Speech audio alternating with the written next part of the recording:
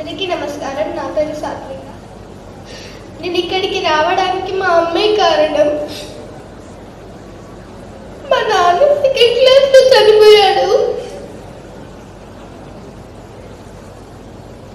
అప్పటి నుంచి మా మమ్మీ కడుతూ నన్ను మంచిగా చూసుకునేది. కానీ నేను మా మమ్మీని ఊరికే తీస్తుండేదాన్ని.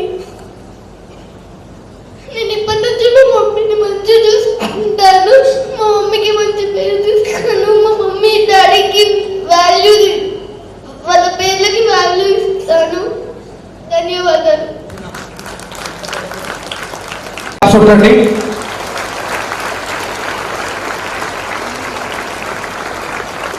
మధు మధు మధు అంటే మీరు క్లాప్స్ వెళ్తూ ఉండాలా? మీ అమ్మ కదా